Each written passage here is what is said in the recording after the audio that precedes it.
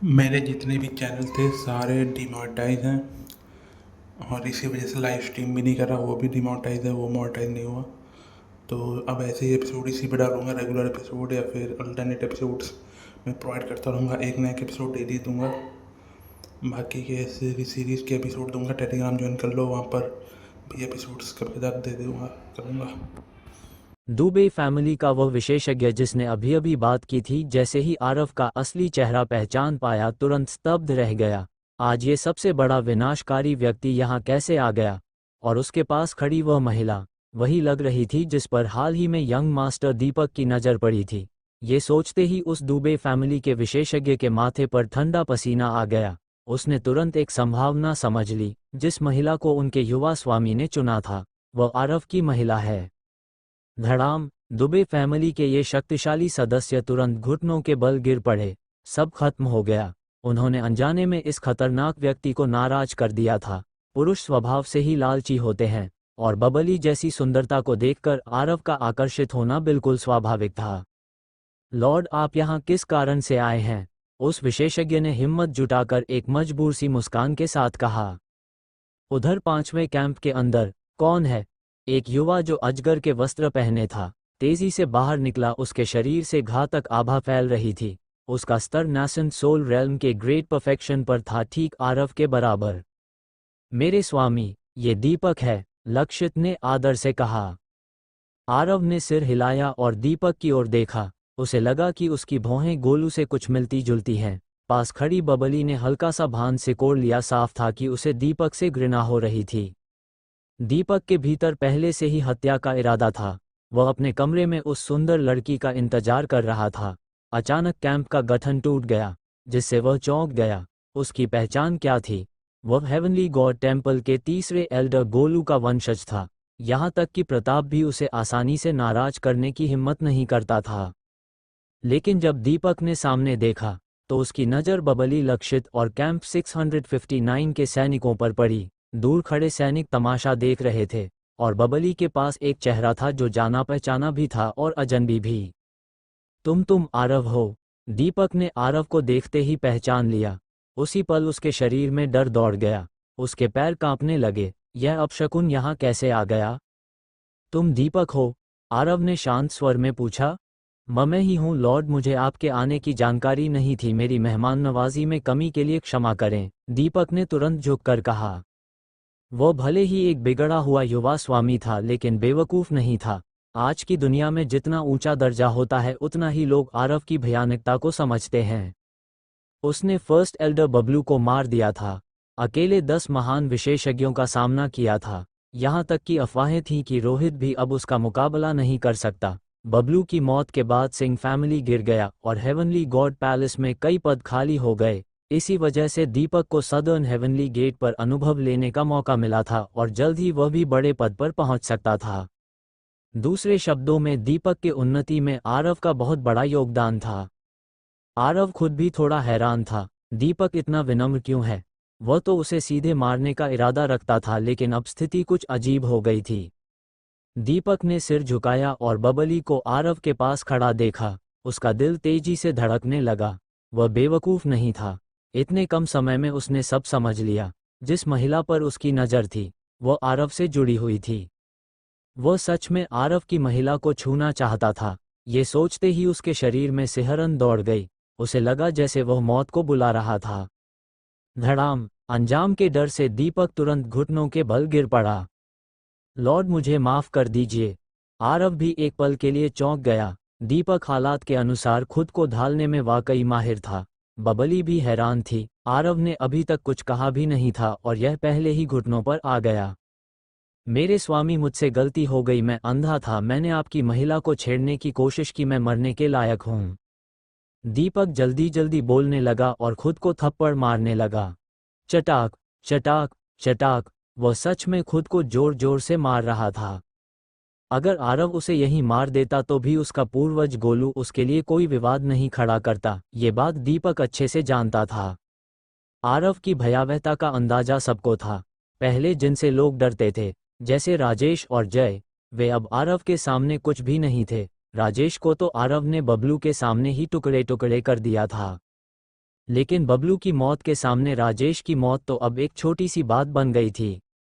आरव हल्की हंसी के साथ बोला, हाँ, तुम इतने भी मूर्ख नहीं हो, लेकिन अफसोस तुमने मेरी महिला को छेड़ा है और इसकी कीमत तुम्हें चुकानी पड़ेगी। दीपक बहुत ही चतुर था, उसके इस व्यवहार ने उसकी जान बचा ली।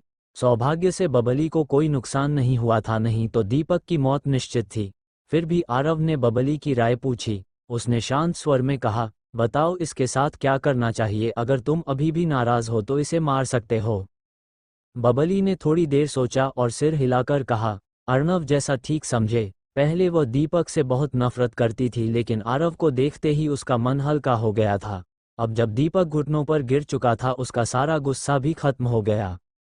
आरव ने ठुड्डी सहलाते हुए कुछ पल सोचा। उधर दीपक घबराकर बबली की ओर कृतज्ञता भरी नज़र से देखने लगा। उसे यकीन था कि अगर उसने मार दो कह दिया होता तो वह निश्चित रूप से मर जाता।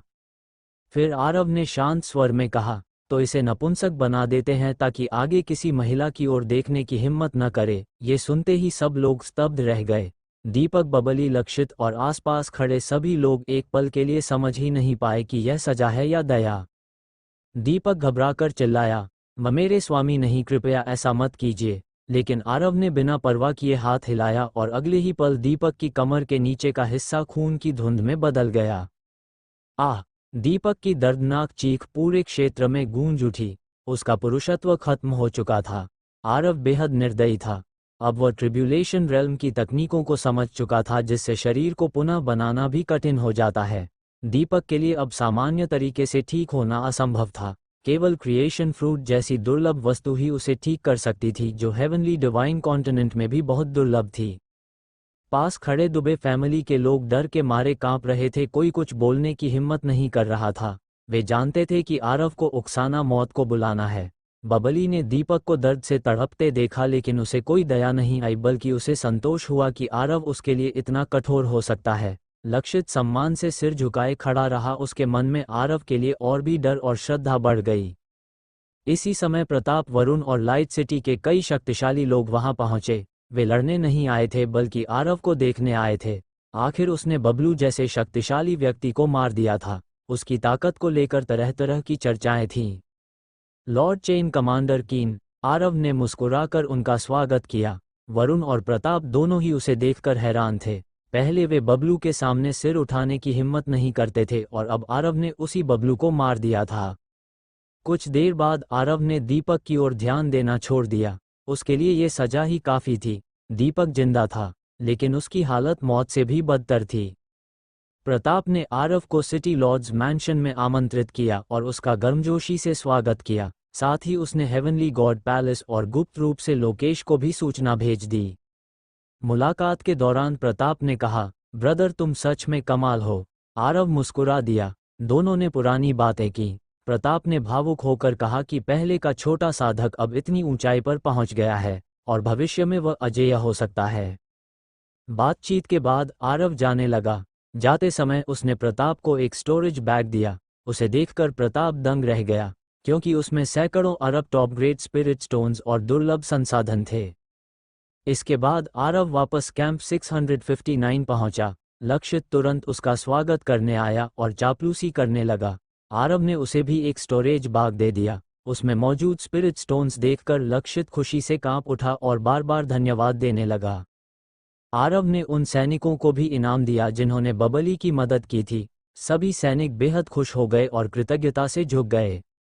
कुछ देर बाद बबली बाहर आई। उसे ज्यादा सामान नहीं लेना था। वह आरव के साथ जाने के लिए तैयार थी। चलते हैं, आरव ने कहा और उसे साथ लेकर हवा में उड़ गया। अर्णव, हम कहाँ जा रहे हैं? उसने पूछा। आरव ने कहा, हेवनली गॉड टेम्पल, रोहित से मिलने। हालांकि असल में वह सुनैना से मिलना चाहता था, लेकिन उसने यह बात नहीं कही। बबली थोड़ी झिझकी और बोली, क्या हम रेड मून ट्राइब भी जा सकते हैं? मेरी परदादी घायल हैं। आरव मुस्कुराया, जरूर। इस तरह दोनों साउथ हेवनली गेट से निकलकर रेड मून ट्राइब की ओर बढ़ गए। कुछ ही समय में वे वहां पहुंच गए। Red moon tribe light city के बाहर स्थित 3 बड़े जनजातियों में से एक था। बाकी 2 प्रमुख जनजातियां थीं, कोगर ट्राइब और तेजा क्लैन। पहले आरव का कोगर ट्राइब से टकराव हो चुका था जब कोगर ट्राइब के कारण विवाद हुआ था। अंत में कोगर ट्राइब को भारी नुकसान उठाना पड़ा था। अब पीछे मुड़कर देखने पर यह सब कुछ थोड़ा रोचक लगता था क्योंकि आरव ने उन सभी प्रतिभाशाली युवाओं को मार दिया था जिन्हें कोगर ट्राइब ने सदर्न हेवनली गेट भेजने की योजना बनाई थी। इसी कारण कोगर ट्राइब का प्रमुख बेहद क्रोधित हुआ था और उसने आरव पर हमला करने की कोशिश भी की थी लेकिन अंततः असफल रहा। जब आरव और बबली रेड मून ट्राइब पहुंचे तो पूरे कबीले ने उनका गर्मजोशी से स्वागत किया। इस दौरान कई लोग आरव को पहचानने की कोशिश कर रहे थे और आपस में चर्चा करने लगे। ये चेहरा कुछ जाना पहचाना लग रहा है, क्या यह वही आरव है जिसकी तस्वीर देखी थी? कुछ ही देर में लोगों को यकीन हो गया कि यह वही व्यक्ति है जिसने हेवनली गॉड टेम्पल के ग्रैंड एल्डर को मार डाला था। फिर भी उन्हें विश्वास नहीं हो रहा था कि इतना बड़ा व्यक्ति खुद यहाँ जैसे दूरस्थ स्थान पर आया है। बबली सीधे अपनी परदादी के कमरे में पहुंची। क्रिम्सन मून ओल्ड वुमन का चेहरा मुरझाया हुआ था और उसकी सांसें कमजोर थीं। अपनी परपोती को देखकर वह चौंक गई और फिर उसकी नज़र आरव पर पड़ी। आरव ने सम्मानपूर्वक हाथ जोड़कर प्रणाम किया। ओल्ड वुमन का स्तर पर्ल रेल्म के ग्रेट परफेक्शन तक था। पहले बबली और आरव का मिलना भी उसी ओल्ड वुमन की योजना का हिस्सा था, लेकिन बाद में जब दोनों करीब आए तो बबली ने यह बात अपनी परदादी को नहीं बताई थी। ओल्ड वुमन ने आरव को पहचान लिया और बेहद उत्साहित हो गई। उसने तुरंत उठकर उसका हाथ पकड़ लिया और उसकी प्रशंसा करने लगी। वह खुशी से भर गई थी कि उसकी परपोती को इतना शक्तिशाली सहारा मिल गया है, लेकिन बात करते करते उसने खून की उल्टी कर दी। ये देखकर बबली घबरा गई। आरव ने तुरंत समझ लिया कि ओल्ड वुमन की स्थिति बहुत गंभीर है, उसकी आत्मा की रोशनी भी मंद हो चुकी थी। आरव ने तुरंत कुछ जेड बॉटल्स निकाले और ओल्ड वुमन को दिए। जैसे ही उसने उन्हें खोला, कमरे में औषधियों की सुगंध फैल गई। ये सब 9वें स्तर की एलिक्सियर्स थीं। ओल्ड वुमन ये देखकर स्तब्ध रह गई क्योंकि ऐसी औषधियां उनके लिए अत्यंत दुर्लभ थीं। आरव ने सहज भाव से कहा कि इनमें घाव भरने, आत्मा को ठीक करने और आयु बढ़ाने वाली दवाइयां हैं। ओल्ड वुमन ने दवाइयां ले लीं। थोड़ी देर बाद उसने कई बार खून की उल्टी की, लेकिन उसके बाद उसकी हालत तेजी से सुधरने लगी। उसकी आत्मा की रोशनी भी धीरे धीरे स्थिर हो गई।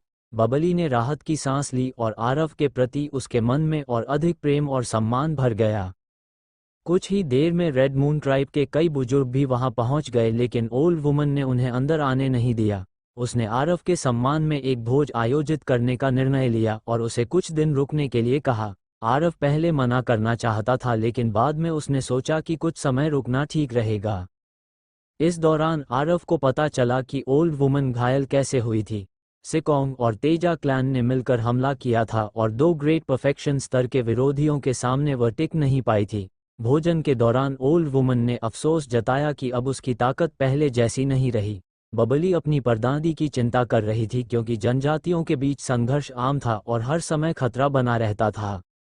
बबली की स्थिति भी कठिन थी क्योंकि उसके परिवार के अधिकांश लोग युद्धों में मारे जा चुके थे। यहाँ का नियम सिर्फ ताकत का था, जो मजबूत है वही जीवित रहता है।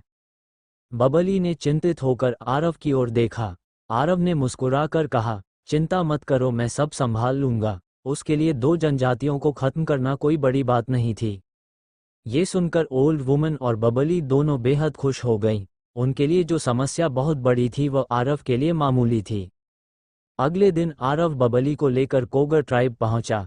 उसने अपनी उपस्थिति छुपाई नहीं, बल्कि सीधे आसमान में खड़ा हो गया और अपनी भयानक शक्ति का प्रदर्शन किया। उसकी आभा ने पूरे क्षेत्र को ढक लिया, जिससे हर व्यक्ति को मृत्यु का भय महसूस होने लगा। कोगर ट्राइब का प्रमुख मोहक तुरंत बाहर आया। जैसे ही उसने आरव को पहचाना, उसका चेहरा पीला पड़ गया। उसे समझ आ गया कि अब बचना मुश्किल है। लॉर्ड, आप यहाँ क्यों आए हैं? उसने कांपते हुए पूछा। आरव ने शांत स्वर में कहा, तुम्हें मारने। ये सुनते ही मोहक की आखिरी उम्मीद भी खत्म हो गई। उसने विनती की कि उसके लोगों को बख्श दिया जाए।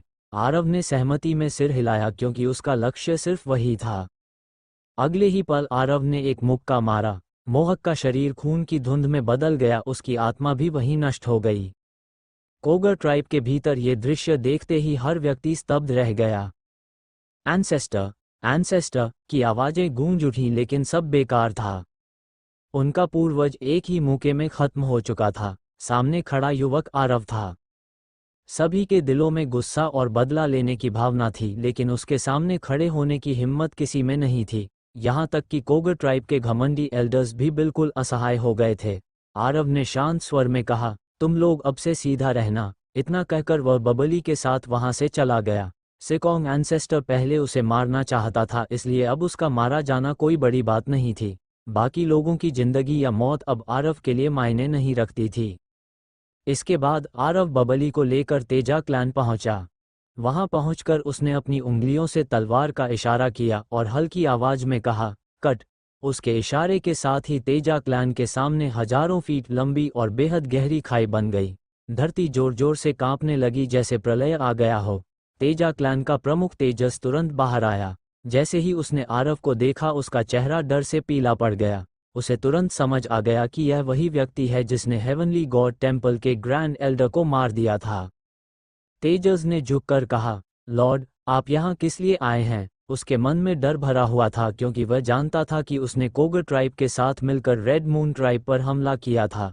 आरव ने शांत स्वर में कहा, मैं रेड मून ट्राइब के लिए आया हूँ। ये सुनते ही तेजस पूरी तरह निराश हो गया। उसके लिए आरव के सामने कोई मुकाबला नहीं था। उसने विनती की कि उसकी जान ले ली जाए लेकिन उसके लोगों को छोड़ दिया जाए।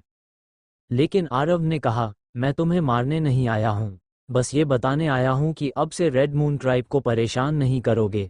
इसे यहीं खत्म समझो। कोई आपत्ति है? तेजस और बाकी सभी लोग हैरान रह गए। यह फैसला कठोर था लेकिन साथ ही एक मौका भी था। आरव ने भौं उठाकर पूछा, कोई आपत्ति? तेजस तुरंत बोला, नहीं, बिल्कुल नहीं, हम आपकी बात मानेंगे। आरव ने सिर हिलाया और उस खाई की ओर इशारा करते हुए कहा, ये याद दिलाने के लिए है, इसे याद रखना। इसके बाद वह बबली को लेकर वहां से चला गया। बबली पूरे समय उसे देखती रही। उसकी आंखों में गहरा प्रेम और श्रद्धा थी। उसके लिए आरव का हर निर्णय सही था। आरव ने तेजा क्लैन को इसलिए नहीं मारा क्योंकि उसका उनसे कोई व्यक्तिगत दुश्मनी नहीं थी। इसके अलावा उन्होंने पहले उसे अपने यहाँ आमंत्रित भी किया था। ये शक्ति प्रदर्शन सिर्फ बबली के मन का संतोष करने के लिए था। जब दोनों वापस रेड मून ट्राइब पहुंचे तो वहां के लोग बेहद खुश हो गए। दूसरी तरफ तेजा क्लैन अपने पूर्वज की मौत की खबर सुनकर डर से कांप उठा। रेड मून ट्राइब ने आरव को भगवान की तरह पूजना शुरू कर दिया। इसके बाद आरव और बबली साउथ हेवनली गेट लौट आए और टेलीपोर्टेशन अरे के जरिए हेवनली गॉड पैलेस जाने लगे। आरव के आने की खबर तुरंत फैल गई। रोहित और सुनैना को भी इसकी जानकारी मिल गई। टेलीपोर्टेशन अरे के दौरान बबली ने खुद ही सुझाव दिया कि वह स्पिरिट बीस्ट पाउच में छिप जाए।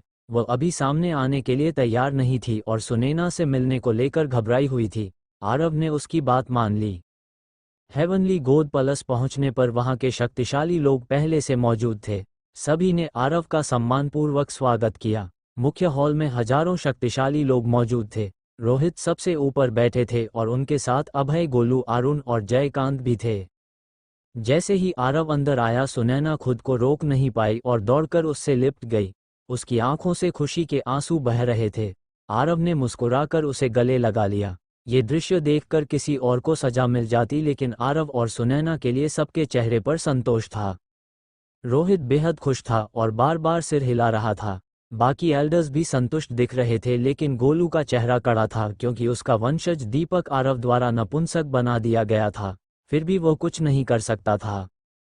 आरव ने रोहित को सम्मान दिया लेकिन बाकी एल्डर्स के सामने बराबरी का व्यवहार किया। अब उसकी ताकत इतनी थी कि वह किसी से कम नहीं था।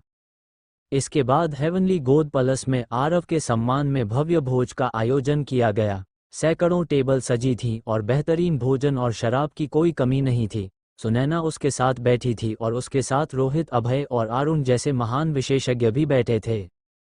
पूरे भोज के दौरान हेवनली गॉड पैलेस के कई शक्तिशाली लोग आरव के पास आए, उसे सम्मान दिया और उससे संबंध बनाने की कोशिश की। सभी जानते थे कि भविष्य में आरव मानव जाति का सबसे बड़ा सहारा बनने वाला है। युवा मित्र सीओ, ये बूढ़ा आपको जाम पेश करता है। युवा मित्र, आप सच में असाधारण हैं। आपका भविष्य असीम है। जब भी समय मिले मेरे घर अवश्य पधारिए। युवा मित्र, मैं प्रदीप हूँ। मेरे बेटे और आपके बीच पहले कुछ गलतफहमियां हुई थीं, कृपया उसे क्षमा कर दीजिए। जब प्रदीप नाम सामने आया तो आरव ने उसकी ओर ध्यान से देखा। उस व्यक्ति की आभा ट्रिब्यूलेशन रेल्म के 5वें स्तर के आसपास थी। उसे ये नाम इसलिए जाना पहचाना लगा क्योंकि उसका बेटा पहले उससे उलझ चुका था, उमेश। पहली बार जब आरव हेवनली गॉड पैलेस में आया था तब शेरा के ब्रेक थ्रू के कारण बड़ा हंगामा हुआ था। उसी दौरान उमेश वहां पहुंचा और शेरा को छीनने की कोशिश की थी, जिसके बदले आरव ने उसे बुरी तरह पीटा था। प्रदीप ने मुस्कुराते हुए कहा, शायद आप नहीं जानते, मैं उमेश का पिता हूँ। आरव ने हल्के से सिर हिलाया, मैं जानता हूँ। प्रदीप थोड़ा असहज होकर बोला, उस समय जो कुछ हुआ वह सब गलतफहमी थी। अब हम सब एक परिवार जैसे हैं, आशा है आप उसे दिल से नहीं लगाएंगे। असल में वह डर गया था। आरव अब इतनी ऊंचाई पर पहुंच चुका था कि अगर पुरानी दुश्मनी खत्म नहीं की गई तो आगे बड़ी परेशानी हो सकती थी। उसका बेटा उमेश ह्यूमन सीक्रेट रेल्म में जाने के बाद गायब हो गया था, जिससे वह पहले ही दुखी था। अब वह सिर्फ पुरानी बातों को खत्म करना चाहता था। वह लगातार आरव की तारीफ करता रहा, लेकिन अचानक उसने देखा कि आरव कुछ स्पिरिट बीस्ट बैग्स निकालकर उनमें कुछ ढूंढ रहा है। प्रदीप ने चौंक कर पूछा, युवा मित्र, आप क्या ढूंढ रहे हैं? आरव ने सहजता से जवाब दिया, तुम्हारा बेटा। क्या? तुम्हारा बेटा? ये सुनकर आसपास के सभी लोग स्तब्ध रह गए। कुछ ही देर में आरव की आंखें चमक उठीं, मिल गया। उसने स्पिरिट बीस्ट पाउच खोला और उसमें से एक बेहद कमजोर कंकाल जैसे लड़के को बाहर निकाला। वह लगभग मरने की हालत में था। प्रदीप ये देखकर दंग रह गया। वह सच में उमेश था। जब आरव ह्यूमन सीक्रेट रेल्म में गया था तब उमेश भी उसके पीछे गया था और वहीं आरव ने उसे पकड़कर बंद कर दिया था। आरव ने पहले सोचा था कि उसे बंधक बनाकर प्रदीप से कुछ स्पिरिट स्टोन्स वगैरह वसूल करेगा, लेकिन समय के साथ वह बात टल गई। अब हालात ऐसे थे कि आरव सीधे प्रदीप से कुछ भी ले सकता था। उमेश ने कमजोर आवाज में कहा, पिता, क्या मैं मर गया हूं? प्रदीप खुशी से रो पड़ा। नहीं, तुम जिंदा हो। उमेश को धीरे धीरे होश आया। उसने अपने पिता को देखा और रोने लगा। फिर अचानक बोला, पिता, वह शैतान कहाँ है? लेकिन उसकी बात पूरी होने से पहले ही प्रदीप ने उसका मुंह बंद कर दिया। चुप रहो। आरव अब हमारे पटेल फैमिली और हेवनली गॉड पैलेस के सम्मानित अतिथि हैं। वह मानव जाति का भविष्य है। एक सच्चे महान व्यक्ति हैं, समझे? उमेश पूरी तरह उलझ गया। वह कुछ साल बंद रहा था और बाहर की दुनिया पूरी तरह बदल चुकी थी। राजेश जय जैसे नाम उसके दिमाग में घूम रहे थे, लेकिन अब सब कुछ अलग था। हालांकि उसने मजबूरी में सिर हिला दिया। इसके बाद प्रदीप उसे खींचकर आरव के सामने लाया और उसे झुककर धन्यवाद देने को कहा। उमेश का दिल रो रहा था। वह आधा मरा हुआ था और फिर भी अपने दुश्मन के सामने सिर झुकाना पड़ रहा था। लेकिन जब उसने देखा कि उसके पिता और इतने बड़े लोग आरव के सामने आदर दिखा रहे हैं, तो उसने भी झुककर कहा, लॉर्ड, मेरी जान बख्शने के लिए धन्यवाद, मुझसे पहले गलती हुई थी। आरव मुस्कुराया, ठीक है। प्रदीप ने हाथ जोड़कर कहा, युवा मित्र, आपका चरित्र सच में महान है। आपने इतने समय तक एन को सुरक्षित रखा। उसने आरव की ओर कृतज्ञता से देखा, जैसे वह सच में एहसान मान रहा हो। आरव ने प्रदीप को हैरानी से देखा। यह आदमी सच में कमाल का था। जिसने खुद उमेश को बांध कर रखा था वही अब उसे सुरक्षित रखना बता रहा था। आरव ने मन ही मन सोचा कि सच में बहुत कुछ सीखने लायक है। जैसा सोचा था ये पुराने लोग बिल्कुल साधारण नहीं होते। आरव ने हाथ हिलाते हुए कहा, कुछ नहीं, आप बहुत विनम्र हैं, और मौका देखकर बात को हल्का कर दिया। प्रदीप ने तुरंत कहा, युवा मित्र, जब भी समय मिले हमारे घर जरूर आइए। आरव मुस्कुराया और बोला, हाँ बिल्कुल, ये तो आसान है। दरअसल वह सच में प्रदीप के घर जाने का सोच रहा था। सिर्फ उसी के नहीं बल्कि बाकी लोगों के घर भी जाने की योजना बना चुका था। इस भोज में आरव हर उस व्यक्ति के साथ बेहद विनम्रता से पेश आया जो उसे टोस्ट करने आया। सभी लोग बहुत खुश थे। आखिर इस महापशकुन से दोस्ती करना भविष्य के लिए बहुत फायदेमंद था। अब आरव को भविष्य का सबसे शक्तिशाली मानव माना जा रहा था। यहाँ तक कि अफवाहें थीं कि रोहित भी अब उसका मुकाबला नहीं कर सकता। ऊपर से उसकी पत्नी रोहित की पोती थी। ऐसे में भविष्य में हेवनली गॉड पैलेस भी शायद आरव को ही सौंप दिया जाए। इसीलिए सभी लोग अभी से उससे अच्छे संबंध बनाना चाहते थे। हर कोई उसे अपने घर आने का निमंत्रण दे रहा था। आरव मुस्कुराता रहा और सबको याद रखता गया। अभय ने भी कहा कि वह उसके घर आए। अरुण ने भी निमंत्रण दिया। बाकी एल्डर्स ने भी ऐसा ही किया, यहाँ तक कि गोलू ने भी। लेकिन जयकांत अलग था। वह चुपचाप बैठा पीता रहा और आरव व सुनैना को देखकर उसके चेहरे पर अजीब भाव थे। आरव को ये बात थोड़ी अजीब लगी और उसने सोचा कि बाद में सुनैना से इसके बारे में पूछेगा। भोज समाप्त हुआ। आरव ने सुनैना का हाथ पकड़ा और खुलेआम उसे लेकर उसके साइड हॉल की ओर चला गया। अगर कोई और ऐसा करता तो रोहित शायद उसकी खाल खींच देता, लेकिन आरव के लिए माहौल अलग था। रोहित हंसते हुए बोला, जल्दी मुझे परपोता दे दो। एक एल्डर ने याद दिलाया कि अगर उसकी पोती का बच्चा होगा तो वह उसे परदादा कहेगा। रोहित तुरंत भड़क गया और बोला कि उसका खून किसी और का नाम नहीं लेगा, लेकिन फिर उसे खुद ही अपनी बात अजीब लगी। बाकी लोग भी उसे देखने लगे। आखिर आरव जैसा व्यक्ति अब किसी के नियंत्रण में नहीं था। रोहित झेप गया और बड़बड़ाते हुए वहां से चला गया। उसे महसूस हुआ कि इतना ताकतवर दामाद मिलना भी कभी कभी परेशानी बन जाता है। उधर गॉडेस के साइड हॉल में अब सिर्फ आरव और सुनैना थे। कई सालों बाद दोनों मिले थे। उनके बीच भावनाएं उमड़ रही थीं। दोनों एक दूसरे में खो गए। माहौल ऐसा था जैसे सूखी लकड़ी में आग लग गई हो। लेकिन तभी आरव का चेहरा अचानक गंभीर हो गया। उसने सुनैना को रोका और बाहर आ गया। उसने आकाश की ओर देखा और जोर से चिल्लाया, डिवाइन विंड स्लैश। तुरंत एक अग्निमय शक्ति फूटी और आकाश को चीरती हुई चली गई। एक जोरदार धमाके के साथ एक आकृति घबराकर भागती दिखाई दी। वह जयकांत था। आरव गुस्से से भर गया और उसका पीछा करने लगा, लेकिन सुनैना ने उसे रोक लिया और कहा कि इसे छोड़ दो।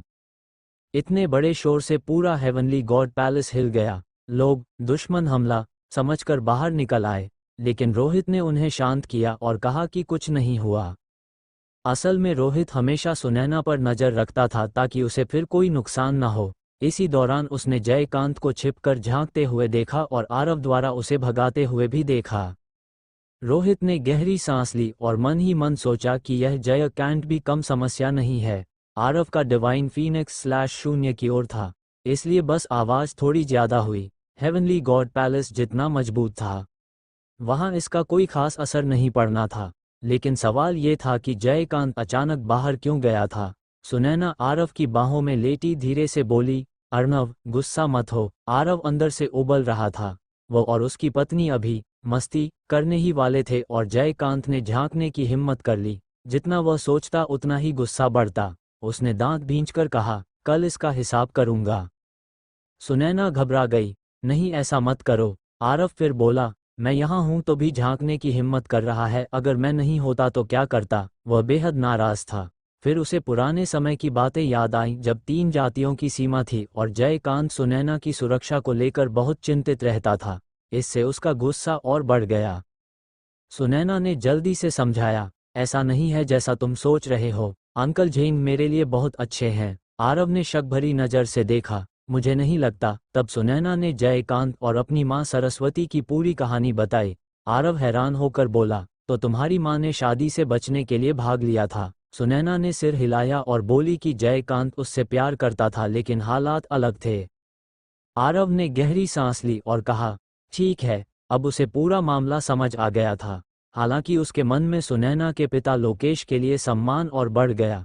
उसने सोचा कि वह सच में कमाल का इंसान था। फिर आरव मुस्कुराया और बोला, चलो इन बेकार बातों को छोड़ो, और फिर से सुनैना को अपनी बाहों में खींच लिया। रात भर दोनों साथ रहे और कुछ भी कहने की जरूरत नहीं थी। अगले दिन सुनैना गहरी नींद में थी। आरव अकेले उठकर बाहर निकल गया।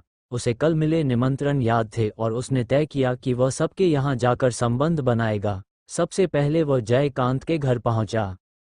जयकांत अपने कक्ष में बैठा घायल अवस्था में खुद को संभाल रहा था। उसका चेहरा पीला था। वह बड़बड़ा रहा था कि आरव कितना खतरनाक है। तभी बाहर से आवाज आई, आरव मिलने आया है। जयकांत चौंक गया। बाहर पूरा जैन परिवार हड़कंप में आ गया। इतने बड़े व्यक्ति का आगमन कोई साधारण बात नहीं थी। जयकांत तुरंत बाहर आया और बोला, तुम यहाँ क्यों आए हो? उसके स्वर में गुस्सा भी था और डर भी। आरव मुस्कुराया, बस मिलने आया हूँ। जयकांत हैरान था लेकिन उसे अंदर ले गया। हॉल में बैठकर आरव ने चाय की चुस्की ली और मुस्कुराते हुए कहा, कल रात जो मेरी पत्नी के पास झांक रहा था वह तुम ही थे न? जयकांत तुरंत घबरा गया और बोला कि वह कुछ नहीं जानता। आरव ने हल्के से हंसते हुए कहा कि फिर वह कौन था जिसे उसने घायल किया? जयकांत पसीने से भीग गया और बोला कि वह सिर्फ सुनैना की सुरक्षा देखने गया था। आरव ने भौं उठाई और कहा कि रात में किसी की पत्नी के पास जाना कैसी सुरक्षा है। जयकांत मजबूरी में चुप हो गया। फिर आरव ने कहा, मैं इस बात से नाराज हूं। जयकांत ने दांत भींचकर पूछा, तो क्या चाहते हो? आरव मुस्कुराया और बोला, मुझे एंटीक्स पसंद हैं, अगर कुछ दे दो तो मैं ये बात भूल जाऊंगा। आधा घंटा बाद आरव संतुष्ट होकर वहां से निकला। जयकांत ने उसे सैकड़ों एंटीक्स दे दिए। इसके बाद आरव प्रदीप के घर पहुंचा। इस बार भी पूरे परिवार ने उसका स्वागत किया। प्रदीप थोड़ा हैरान था कि आरव सच में आ गया। हॉल में बैठकर आरव ने वही बात दोहराई कि उसे एंटीक्स देखने का शौक है। प्रदीप तुरंत मान गया और अपने घर के सारे पुराने सामान मंगवा लिए। कुछ ही देर में सैकड़ों एंटीक्स जमा हो गए। आरव उन्हें देखकर बेहद खुश हुआ। प्रदीप ने खुद कहा कि अगर उसे पसंद है तो सब ले जाए। आरव ने मुस्कुराकर सब स्वीकार कर लिया। अब उसकी यात्रा का असली मकसद पूरा हो रहा था। आरव ने दिखावे के लिए थोड़ा झिझकते हुए प्रदीप के घर के सभी एंटीक्स स्वीकार कर लिए। प्रदीप ने तुरंत उसके लिए भोज रखने की बात कही, लेकिन आरव ने साफ मना कर दिया और बोला कि उसे और काम निपटाने हैं, इसलिए वह अब चलता है। प्रदीप खुद उसे बाहर तक छोड़ने आया और पूरे सम्मान के साथ विदा किया। प्रदीप के घर के आसपास पूरा इलाका शेखावत फैमिली के लोगों का था, जो अलग और शांत जगह पर रहते थे। बाहर निकलते ही आरव बड़बड़ाया कि आज ज़्यादा से ज़्यादा जगह घूमना है और जितने घर हो सके सब देख लेने हैं। उसे याद था कि कल बहुत लोगों ने उसे अपने घर आने का निमंत्रण दिया था। कुछ ही देर में वह रहीश के घर पहुंच गया। रहीश भी शेखावत फैमिली का एक प्रभावशाली एल्डर था और हेवनली गोद पैलेस में उसका दर्जा प्रदीप जैसा ही था। आरव को देखकर वह तुरंत मुस्कुराते हुए बोला कि अंदर आइए। आरव ने बिना समय गंवाए सीधा कहा कि उसे एंटीक्स देखने हैं। रहीश ने तुरंत हामी भर दी और अपने घर के सारे एंटीक्स मंगवाने लगा, यहाँ तक कि अपने परिवार वालों से भी सब चीज़ें निकलवा लीं। थोड़ी देर में 500 से ज़्यादा एंटीक्स सामने रख दिए गए। आरव की आंखें चमक उठीं और उसने खुशी से रहीश की तारीफ की। रहीश इतना खुश हुआ जैसे उसे जीवन का सबसे बड़ा सम्मान मिल गया हो। आरव ने सब एंटीक्स ले लिए और खाने का निमंत्रण ठुकराकर तुरंत वहां से निकल गया। इसके बाद आरव एक के बाद एक घर जाता रहा। उसका तरीका सीधा था, जाना, एंटीक्स लेना और निकल जाना। आधे दिन में ही उसने शेखावत फैमिली के 20 से ज़्यादा एल्डर्स के घरों से सारे एंटीक्स इकट्ठा कर लिए। फिर बाकी परिवारों के घर भी गया, जहां भले ही उतनी संपत्ति नहीं थी, लेकिन एंटीक्स की संख्या फिर भी बहुत बड़ी थी। जयकांत से मिले सामान के साथ अब उसके पास लगभग 5000 एंटीक्स हो चुके थे। वो अंदर ही अंदर बहुत खुश था और सोच रहा था कि नायर फैमिली, राठौर फैमिली और दुबे फैमिली में भी जाना है। इसके बाद आरव वापस हेवनली गॉड पैलेस के साइड हॉल में पहुंचा, जहां सुनैना उसका इंतजार कर रही थी। दोनों ने साथ बैठकर खाना शुरू किया। खाना अच्छा था, लेकिन आरव को लगा कि सामग्री साधारण है। उसने मजाक में कहा कि अगर बुल डेमन किंग और बाकी लोग भागे नहीं होते तो वह उसे असली बढ़िया स्वाद चखाता। सुनैना मुस्कुराई और बोली कि उसे बस उसके साथ खाना खाना ही काफ़ी है। तभी आरव को कुछ याद आया और उसने स्पिरिट बीस्ट पाउच खोल दिया। उसमें से कोब्रा एंसेस्टर और सोनू को बाहर निकाला। सुनैना का चेहरा बदल गया, क्योंकि कोब्रा एंसेस्टर वही था जिसने पहले उसे बहुत यातना दी थी। कोब्रा एंसेस्टर भागने की कोशिश करने लगा, लेकिन उसकी शक्ति पहले ही सील हो चुकी थी। आरव ने उसे एक ही वार में गिरा दिया और शांत स्वर में कहा कि अपना स्नेक गॉल दे दो। मजबूरी में कोब्रा एंसेस्टर को मानना पड़ा। सोनू ने भी डर के मारे खुद ही अपना हिस्सा दे दिया। लेकिन जब आरव ने सुनैना के चेहरे पर दर्द देखा तो उसका गुस्सा फूट पड़ा। उसने कोब्रा एंसेस्टर को बेरहमी से टुकड़ों में काटना शुरू कर दिया। पूरा दृश्य भयानक था। सुनैना ने उसे रोका, तब जाकर आरव शांत हुआ। सुनैना ने मुस्कुराते हुए कहा कि अब वह रोज स्नेक सूप खाना चाहती है। आरव ने तुरंत हाँ कर दी। कोब्रा एंसेस्टर की हालत देखकर सोनू डर से कांपने लगा। दोनों को फिर से स्पिरिट बीस्ट पाउच में बंद कर दिया गया। आरव ने खुद सुनैना के लिए स्नेक सूप बनाया और कोब्रा एंसेस्टर का गॉल उसे दिया ताकि उसका शरीर मजबूत हो सके। दूर से रोहित ये सब देख रहा था और अंदर ही अंदर कांप गया। अब उसे समझ आया कि आरव कितना खतरनाक है। खाना खत्म करने के बाद आरव सुनैना को लेकर बाहर निकला और अगला पड़ाव तय किया, दुबे फैमिली। वहां पहुंचकर उसने ऊंची आवाज में गोलू को पुकारा। थोड़ी देर में गोलू बाहर आया और मजबूरी में मुस्कुराते हुए उसे अंदर ले गया। दुबे फैमिली के सभी बड़े लोग भी इकट्ठा हो गए। सभी आरव से अच्छा संबंध बनाना चाहते थे। गोलू ने मुस्कुराकर पूछा कि वह किस काम से आया है, लेकिन उसके मन में बेचैनी साफ दिखाई दे रही थी। आरव ने हल्की मुस्कान के साथ कहा कि वह पहले सीनियर से मिलने आया है और फिर कैजुअली पूछ लिया कि दुबे फैमिली में कोई एंटीक्स हैं क्या, क्योंकि उसे इन्हें कलेक्ट करने का शौक है और अगर कुछ पसंद आ गया तो वह अच्छी कीमत देने को तैयार है। गोलू ने हाथ हिलाकर कहा कि पैसे की कोई ज़रूरत नहीं, और तुरंत लोगों को आदेश दिया कि सब मेंबर्स को बुलाया जाए और उनके पास जितने एंटीक्स हैं सब लेकर आएं। थोड़ी ही देर में पूरा दुबे फैमिली इकट्ठा हो गया और हर किसी ने अपने एंटीक्स निकाल दिए, यहाँ तक कि गोलू ने भी अपनी प्राइवेट कलेक्शन निकाल दी। कुल मिलाकर 3000 से ज़्यादा एंटीक्स सामने रखे गए, जिन्हें देखकर आरव के मुंह में पानी आ गया। आरव ने मुस्कुराते हुए कहा कि उसे ये सब बहुत पसंद हैं और गोलू ने बिना हिचकिचाए कह दिया कि सब ले जाओ, इसमें कोई औपचारिकता की ज़रूरत नहीं। बाकी एल्डर्स भी तुरंत बोल उठे कि आरव को जो चाहिए ले ले, और अगर पहले पता होता तो और ज़्यादा जमा कर लेते। आरव ने थोड़ी फॉर्मल नानुका की, लेकिन आखिर सब एंटीक्स अपने पास ले लिए और गोलू के भोज के निमंत्रण को ठुकराकर तुरंत सुनैना के साथ निकल गया।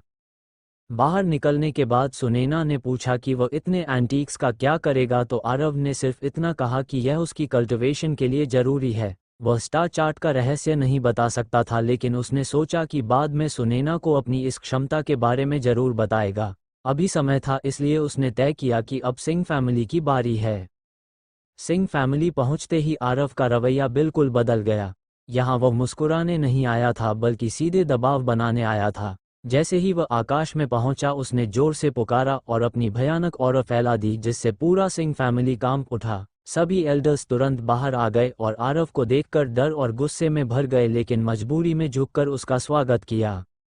आरव ने ठंडे स्वर में कहा कि वह देखने आया है कि सिंह फैमिली अभी जिंदा है या नहीं, और फिर साफ बोल दिया कि वह कर्ज वसूलने आया है। सिंह फैमिली के एल्डर्स पूरी तरह हैरान हो गए, क्योंकि उन्हें समझ ही नहीं आया कि यह कौन सा कर्ज है। तब आरव ने कहा कि राजेश और बबलू ने उससे 500 billion top grade spirit stones उधार लिए थे, और अब जबकि वे मर चुके हैं तो सिंह फैमिली को ये रकम लौटानी होगी। ये सुनकर सभी एल्डर्स के होश उड़ गए। वे समझ गए कि यह सीधा सीधा एक्सटॉर्शन है, लेकिन आरव के सामने बोलने की हिम्मत किसी में नहीं थी। उन्होंने डरते हुए कहा कि उनके पास इतनी बड़ी रकम नहीं है, क्योंकि सिंह फैमिली पहले ही टूट चुकी है और उनकी आधी संपत्ति बबलू के साथ खत्म हो गई। आरव ने ठंडे स्वर में कहा कि अगर पैसा नहीं है तो जो भी वैल्यूबल्स हैं सब निकालो। उसने साफ चेतावनी दी कि एक भी स्पिरिट स्टोन छुपाने की कोशिश की तो परिणाम बहुत बुरा होगा। सिंह फैमिली के एल्डर्स के पास कोई विकल्प नहीं था, इसलिए उन्होंने पूरे परिवार को इकट्ठा किया और हर मेंबर से उसका सारा सामान जमा करवाया। करीब 1 घंटे बाद उन्होंने दर्जनों स्टोरेज बैग्स आरव को सौंप दिए, जिनमें लगभग 100 बिलियन स्पिरिट स्टोन्स और हजारों एंटीक्स थे। आरव का असली ध्यान एंटीक्स पर था और करीब 4000 एंटीक्स देखकर वह काफ़ी संतुष्ट हुआ। उसने जाते जाते चेतावनी दी कि सिंह फैमिली अब सीधी रहे, और फिर सुनैना के साथ वहां से चला गया। उसके जाते ही सिंह फैमिली के एल्डर्स ने राहत की सांस ली, लेकिन अंदर से टूट चुके थे। उनकी पीढ़ियों की जमा संपत्ति एक ही दिन में खत्म हो गई थी और अब वे लगभग कंगाल हो चुके थे। बिना ताकत और बिना संसाधनों के उनका भविष्य अंधकार में हो गया था। सिंह फैमिली से निकलने के बाद सुनैना के दिल में उनके लिए जो नाराज़गी थी वह लगभग खत्म हो चुकी थी। आरव का भी कुछ ऐसा ही हाल था। अब सिंह फैमिली के लिए अपने पुराने वैभव को पाना लगभग नामुमकिन था और उनके ऊपर आने वाले हजारों सालों की तबाही तय हो चुकी थी। आगे उनका क्या होगा यह वक्त ही बताएगा। शाम ढलने लगी थी, इसलिए आरव ने नायर फैमिली और राठौर फैमिली जाने का इरादा रोक दिया और सुनैना के साथ अपने निवास पर लौट आया। कमरे में दोनों एक दूसरे के साथ घुल मिल गए और फिर वही शरारती नज़दीकियां शुरू हो गईं। इस बार सब कुछ शांत था। जय कैंट अब चाहे कुछ भी हो जाए दोबारा झांकने की हिम्मत नहीं करेगा। जहां तक रोहित की बात थी, आरव उसकी मौजूदगी महसूस कर रहा था, लेकिन वह अंदर झांकने के बजाय बाहर की निगरानी कर रहा था।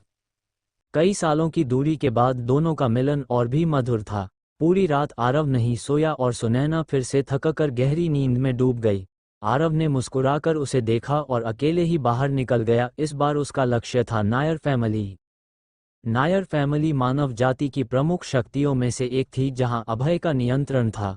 आरव के आने से पूरा परिवार उत्साहित हो उठा और खुद अभय कई एल्डर्स के साथ उसका स्वागत करने बाहर आया।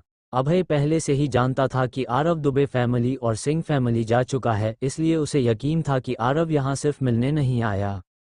आरव ने सीधे मुद्दे पर आते हुए कहा कि उसे एंटीक्स कलेक्ट करने का शौक है और अगर नायर फैमिली के पास हों तो वह उन्हें खरीदना चाहता है। अभय ने गहरी नज़र से उसे देखा और समझ गया कि यह कोई साधारण बात नहीं है। फिर भी उसने बिना विरोध के अपने पूरे परिवार को बुलाया और सारे एंटीक्स यहाँ तक कि स्टोर रूम के भी आरव के सामने रख दिए। 4000 से ज़्यादा एंटीक्स देखकर आरव बेहद खुश हुआ। उसने कीमत पूछी लेकिन अभय मुस्कुराकर बोला कि इसे पुराने हिसाब बराबर समझो। आरव ने सिर हिलाकर स्वीकार कर लिया। इसके बाद आरव राठौर फैमिली पहुंचा जहां अरुण ने पहले से ही अंदाज़ा लगा लिया था कि वह क्यों आया है। उसने भी बिना किसी झिझक के सारे एंटीक्स सौंप दिए। अगले 3 दिनों तक आरव लगातार हेवनली गॉड टेम्पल के सभी एल्डर्स के घर जाता रहा और हर जगह से एंटीक्स इकट्ठा करता गया। रात को वह सुनैना के साथ समय बिताता और दिन में अपने कलेक्शन का विस्तार करता। धीरे धीरे उसके पास एंटीक्स की संख्या बढ़कर 40,000 तक पहुंच गई। आरव ने मन ही मन सोचा कि अगर ये सब उसे पहले मिल जाते तो वह कुछ ही दिनों में अजेय बन जाता। अब उसका अगला लक्ष्य था ट्रिब्यूलेशन रेल्म तक पहुंचना। इन दिनों आरव के एंटीक्स के शौक की खबर पूरे हेवनली गॉड टेम्पल में फैल गई। छोटे बड़े सभी परिवार उसके पास आने लगे और उसे खुश करने के लिए गिफ्ट्स में एंटीक्स देने लगे। हर कोई उससे संबंध बनाना चाहता था। कोई खुद को सिंह फैमिली का मुखिया बताकर स्टोरेज बैग सौंप रहा था तो कोई बासु फैमिली से आकर सम्मानपूर्वक एंटीक्स भेंट कर रहा था। लॉर्ड, ये सारे एंटीक्स हमारे परिवार के पास जो भी थे वही हैं। अगर आपको और चाहिए तो हमारा राठौर फैमिली आगे भी आपके लिए इकट्ठा करेगा। माय लॉर्ड, मेरे एंसेस्टर को भी एंटीक्स कलेक्ट करने का शौक था। ये उनका खजाना है, आप देख लीजिए। इस तरह अलग अलग ताकतवर परिवारों के मुखिया एक के बाद एक सुनैना के साइड हॉल में आते रहे और आरव को गिफ्ट्स देते रहे। आरव बेहद खुश था। उसने मुस्कुराकर कहा कि उसे ये एंटीक्स सच में चाहिए और वह सबका एहसान याद रखेगा। जो भी एंटीक्स लेकर आया आरव ने बिना झिझक सब स्वीकार कर लिया। आखिर खुद चलकर मिलने वाली अच्छी चीज़ों को कौन ठुकराता है। धीरे धीरे उसके पास एंटीक्स की संख्या 40,000 से बढ़कर 50,000 तक पहुंच गई। आरव मन ही मन सोच रहा था कि ताकतवर होना कितना फ़ायदेमंद है। न खुद कुछ खर्च करना पड़ता है, न मेहनत करनी पड़ती है, बल्कि लोग खुद आकर चीज़ें दे जाते हैं और आगे भी इकट्ठा करके देने को तैयार रहते हैं। अब उसे समझ आया कि बड़े बड़े पेट्रियार्क्स की ज़िंदगी कितनी आरामदायक होती है। जो लोग गिफ्ट्स लेकर आते थे उनका मकसद सिर्फ एक था, अपना चेहरा दिखाना और आरव से संबंध बनाना। अगर आरव याद रख ले तो अच्छा, नहीं भी रखे तो चलेगा, लेकिन अगर वे कुछ न दें तो भविष्य में मुसीबत हो सकती है। आरव की जिंक्स वाली छवि इतनी भारी थी कि कोई भी उसे नाराज नहीं करना चाहता था। आखिरकार आरव इतना थक गया कि उसने खुद सामने आना बंद कर दिया और गिफ्ट्स लेने का काम सुनैना को सौंप दिया। वैसे भी गॉडेस को देना और आरव को देना एक ही बात थी। इससे आरव को थोड़ी शांति मिली, लेकिन ज़्यादा देर आराम नहीं मिला। रोहित का एक गार्ड आया और बोला कि पैलेस मास्टर बुला रहे हैं। आरव ने बिना ज़्यादा पूछे उसके साथ जाना स्वीकार कर लिया। सुनैना वहीं रह गई क्योंकि गिफ्ट्स लेने का काम अभी भी जारी था। मुख्य हॉल में रोहित अकेले बैठे थे। आरव ने पहुंचकर सम्मान से प्रणाम किया। रोहित मुस्कुराया और सीधे मुद्दे पर आ गया। उसने मजाक में कहा कि आरव इन दिनों एंटीक्स मांगने का आदी हो गया है। आरव थोड़ा शर्मिंदा होकर हंस पड़ा। फिर रोहित ने एक स्टोरेज बैग उसकी ओर फेंका। आरव ने देखा तो उसकी आंखें चमक उठी। करीब 10,000 एंटीक्स अंदर थे। रोहित ने कहा कि अभी इतना है, आगे और भी इकट्ठा करवाएगा। आरव बेहद खुश हुआ और धन्यवाद कहा। लेकिन फिर रोहित का चेहरा गंभीर हो गया। उसने कुछ कहना चाहा लेकिन रुक गया। आरव ने पूछा तो उसने इशारा किया कि बात बड़ी है लेकिन अभी बताना आसान नहीं है। आरव ने अंदाज़ा लगाकर पूछा कि क्या ये ग्रेट कैलमिटी से जुड़ा है। ये सुनकर रोहित चौंक गया और पूछा कि उसे ये कैसे पता चला। आरव ने बताया कि यह बात उसे धर्मराज ने बताई थी। रोहित कुछ देर सोचता रहा और फिर उसने आरव से पूछा कि उसका धर्मराज के साथ असल रिश्ता क्या है। अब माहौल अचानक हल्का से गंभीर हो चुका था। आरव ने हल्की मुस्कान के साथ कहा कि यह कोई बड़ी बात नहीं है, वह बाद में सही समय आने पर सब बता देगा। रोहित ने सिर हिलाया और आगे कुछ नहीं पूछा। उसे पहले से ही अंदाजा था कि आरव और धर्मराज का रिश्ता बहुत गहरा है। अब जब आरव को 10,000 ईयर्स ग्रेट कैलमिटी के बारे में पता चल चुका था तो रोहित कुछ बातें घुमा फिरा कर बता सकता था, बस हेवनली डाओ से जुड़ी सीमाओं को पार नहीं करना था। रोहित ने गंभीर स्वर में कहा कि आने वाले समय में सिर्फ मानव जाति ही नहीं बल्कि तीनों जातियों में बड़ा उथल-पुथल होगा। आरव ने तुरंत सिर हिलाकर कहा कि उसे इस बारे में जानकारी है। ये सुनकर रोहित ने राहत की सांस ली और फिर कहा कि वह उससे एक वादा चाहता है। आरव ने पूछा कि क्या बात है, तो रोहित ने सीधे कहा कि चाहे कुछ भी हो जाए उसे सुनैना की रक्षा करनी होगी। आरव ने बिना सोचे जवाब दिया कि सुनैना उसकी पत्नी है, वह उसकी रक्षा जरूर करेगा। रोहित हल्का मुस्कुराया और बोला कि वह शायद ज्यादा सोच रहा था क्योंकि आरव का उसके प्रति प्रेम सच्चा है। फिर उसने पुराने फैसलों के बारे में समझाया कि क्यों उसने सुनैना को जयपुर प्रीफेक्चर से दूर किया और राजेश से विवाह तय किया। वह सब आने वाली आपदा से पहले उसकी सुरक्षा के लिए था। रोहित की आवाज में भारीपन था जब उसने कहा कि आने वाला काल विनाशकारी होगा, यहाँ तक कि हेवनली गॉड पैलेस भी उसमें नष्ट हो सकता है। उसने आरव को विस्तार से बताया कि हर बार जब ऐसी आपदा आती है तो तीनों जातियों का संतुलन बदल जाता है। कभी मानव जाति आगे बढ़ती है, कभी डेमन रेस और कभी मॉन्स्टर रेस। इसके बाद रोहित ने कहा कि उसने आरव को 2 कारणों से बुलाया है। पहला उसे एंटीक्स देना और दूसरा कुछ दिखाना। वह उठकर आरव को अपने साथ ले गया। मुख्य हॉल के अंदर एक गुप्त रास्ता था जिसके बारे में केवल पैलेस मास्टर ही जानता था। उसी रास्ते से दोनों एक विशाल अंडरग्राउंड पैलेस में पहुंचे। ये स्थान देखकर आरव हैरान रह गया। इसका आकार ऊपर के हेवनली गॉड पैलेस जितना ही बड़ा था। अंदर अनगिनत स्पिरिट स्टोन्स, ट्रेजर्स और प्राचीन कल्टिवेशन मैनुअल्स रखे हुए थे। रोहित ने बताया कि यह सब पुराने ह्यूमन एम्परर की विरासत है और हेवनली गॉड पैलेस का सबसे बड़ा रहस्य भी। यहाँ तक कि अभय और आरुण भी इसके बारे में नहीं जानते। फिर वह आरव को एक विशाल स्टोन टैबलेट के पास ले गया जिस पर प्राचीन अक्षर खुदे हुए थे। आरव ने उन अक्षरों को पहचान लिया। उस पर लिखा था कि ये सारे खजाने भविष्य की आपदा से लड़ने के लिए सुरक्षित रखे गए हैं और इन्हें बाहर नहीं ले जाया जा सकता। आरव ने पढ़ते हुए समझा कि यह ह्यूमन एम्परर की एक बैकअप योजना थी। इन ट्रेजर्स को कोई भी बाहर नहीं ले जा सकता क्योंकि जैसे ही इन्हें बाहर ले जाने की कोशिश की जाएगी वे राख बन जाएंगे। रोहित ने गहरी सांस लेकर कहा कि चाहे कोई भी तरीका अपनाया जाए ये चीजें अंडरग्राउंड पैलेस से बाहर नहीं जा सकती। ये बात उसे हमेशा असहाय महसूस कराती थी क्योंकि इतनी बड़ी संपत्ति होते हुए भी उसे खुलकर इस्तेमाल नहीं किया जा सकता था। ह्यूमन एम्परर ने इस अंडरग्राउंड पैलेस को इसलिए छोड़ा था ताकि आने वाली महान आपदा से बचाव हो सके और यह भी डर था कि भविष्य की पीढ़ियां इन संसाधनों को व्यर्थ न कर दें। रोहित ने समझाया कि हेवनली गॉड टेम्पल का क्षेत्र उसी पुराने ह्यूमन एम्परर पैलेस की नींव पर बनाया गया था, लेकिन वह असली मंदिर अचानक गायब हो गया और पिछले 70,000 सालों से उसका कोई पता नहीं है। आरव ने यह सुनकर सिर हिलाया और फिर पूरे अंडरग्राउंड पैलेस को ध्यान से देखने लगा। यहाँ मौजूद रिसोर्सेज बेहद विशाल थे और हेवनली गॉड पैलेस के खजाने से किसी भी तरह कम नहीं थे। रोहित ने बताया कि पहले के टेम्पल मास्टर्स ने सोचा था कि कुछ प्रतिभाशाली युवाओं को यहाँ लाकर इन संसाधनों से मजबूत बनाया जाए, लेकिन अंत में इस विचार को छोड़ दिया गया। कारण साफ था, ह्यूमन एम्परर ने इस जगह को किसी खास उद्देश्य से छोड़ा था। अगर इसके संसाधनों को यूं ही खर्च कर दिया गया तो भविष्य में कोई बड़ी मुसीबत आ सकती थी। साथ ही अगर बहुत लोगों को यहाँ लाया जाता और इसका रहस्य बाहर चला जाता तो खतरे और बढ़ जाते। इसलिए ये तय हुआ कि इस अंडरग्राउंड पैलेस का रहस्य केवल हेवनली गॉड टेम्पल के टेम्पल मास्टर्स तक ही सीमित रहेगा।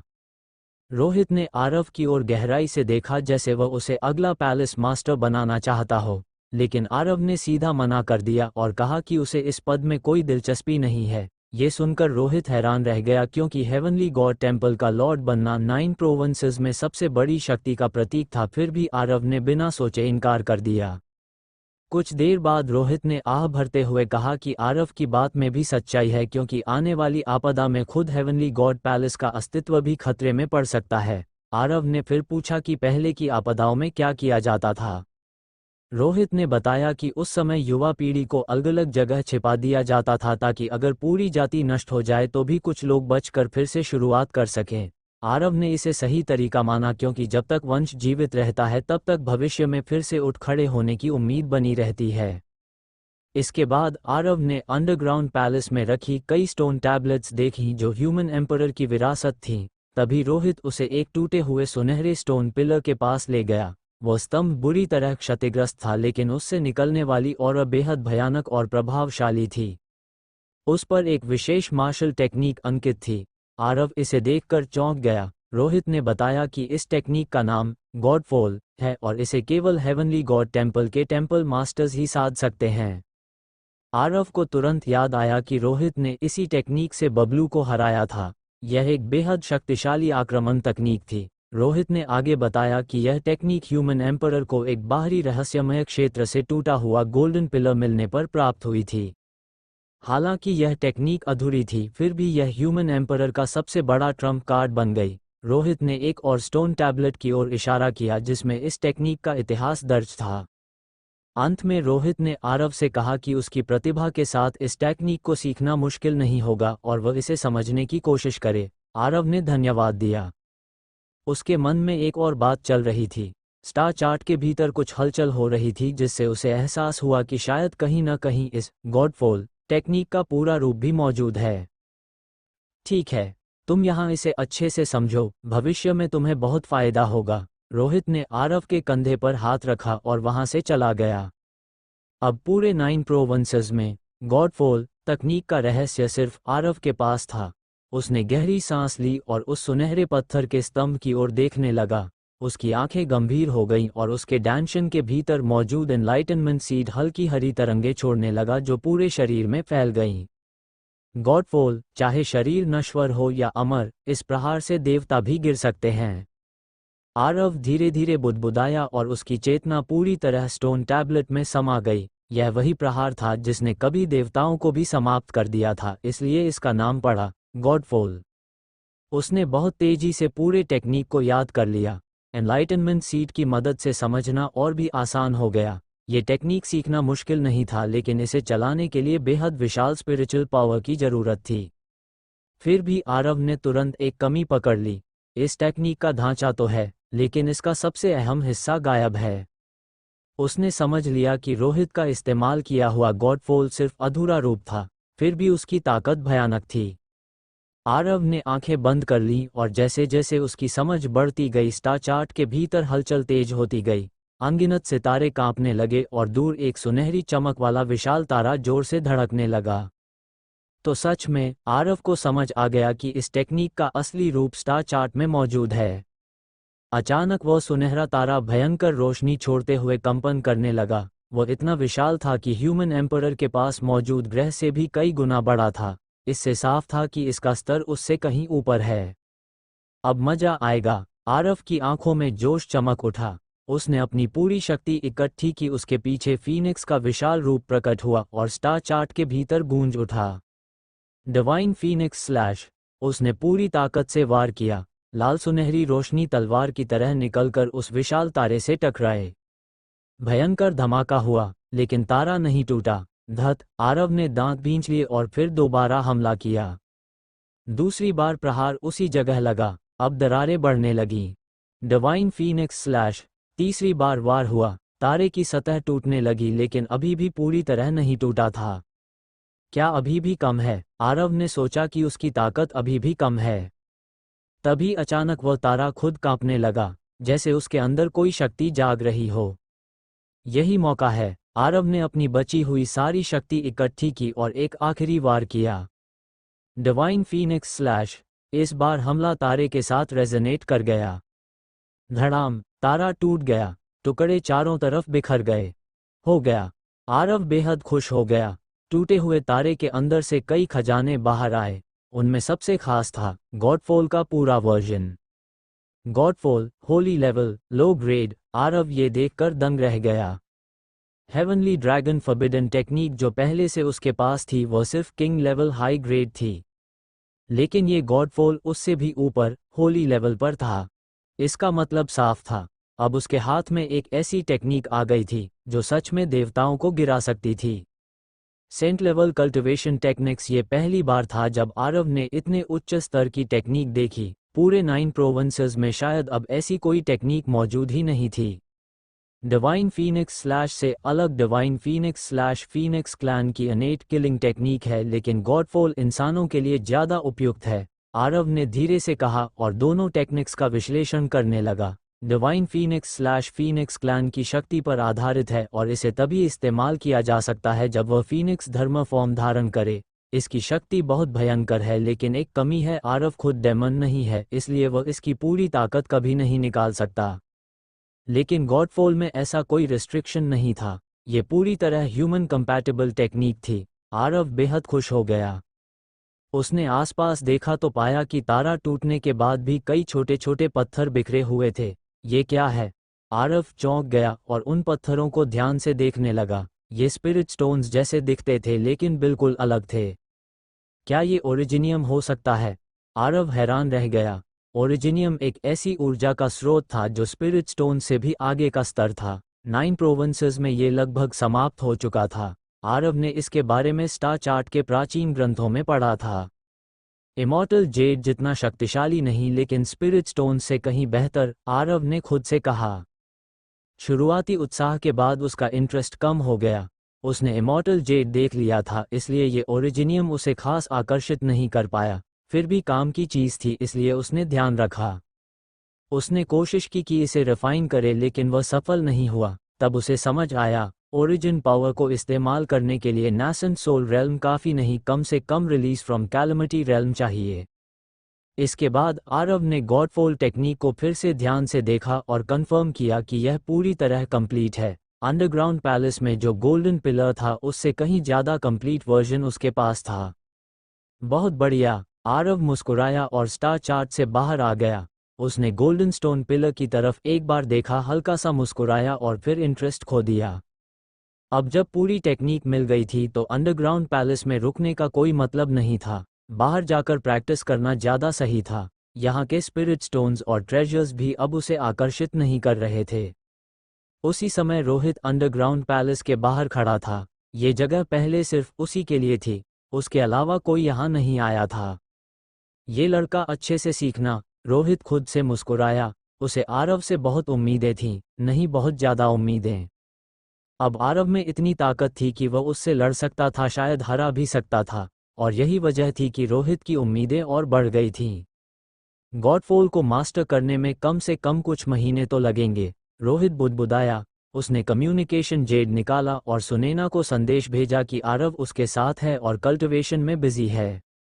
रोहित खुद भी एक महान प्रतिभा था। उसे गॉडफॉल सीखने में आधा साल लगा था, इसलिए उसने सोचा कि आरव को भी कुछ महीने तो लगेंगे ही। लेकिन तभी रोहित चौंक गया।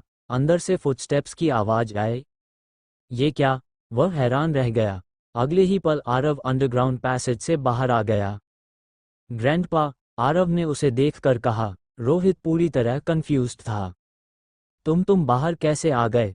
उसने पूछा। कुछ खास नहीं, सीख लिया तो बाहर आ गया, आरव ने आराम से जवाब दिया। वो सोच रहा था कि रोहित इतना हैरान क्यों है। तुमने सीख लिया? पूरी तरह नहीं, लेकिन कंटेंट याद कर लिया है। आगे प्रैक्टिस कर लूंगा, आरव ने कैजुअली कहा। रोहित कुछ देर तक उसे देखता रह गया। ठीक है ठीक है। वो अभी भी शौक में था, क्योंकि जो टेक्निक उसे आधा साल लगी थी, आरव ने उसे इतनी जल्दी समझ लिया। क्या आरव सच में कोई मॉन्स्टर है? क्या उसने सच में सीख लिया? अंडरग्राउंड पैलेस से बाहर निकले अभी आधा घंटा भी नहीं हुआ था। रोहित ने उसे ऊपर से नीचे तक हैरानी और शक भरी नज़रों से देखा। उसके मन में सिर्फ एक ही सवाल था कि क्या ये लड़का सच में सीख चुका है। उसकी नज़रें इतनी अजीब थीं कि आरव को भी असहज महसूस होने लगा। ग्रैंडपा, क्या और कुछ काम है? उसने पूछा। रोहित ने सिर हिलाया। नहीं, बस इतना ही। ठीक है, मैं चलता हूँ। आरव ने हाथ जोड़कर प्रणाम किया और वहां से चला गया। जैसे ही आरव में हॉल से बाहर गया, रोहित खुद को संभाल नहीं पाया। उसके चेहरे पर अविश्वास और हैरानी साफ दिखाई दे रही थी। उसने सच में सीख लिया? नहीं, ये कैसे हो सकता है? मैं रोहित तीनों जातियों का सबसे बड़ा प्रतिभाशाली था, फिर भी मुझे आधा साल लगा था। ये कैसे संभव है? रोहित के मन में उथल पुथल मच गई। उसे लगा उसका टैलेंट पूरी तरह पीछे छूट गया है।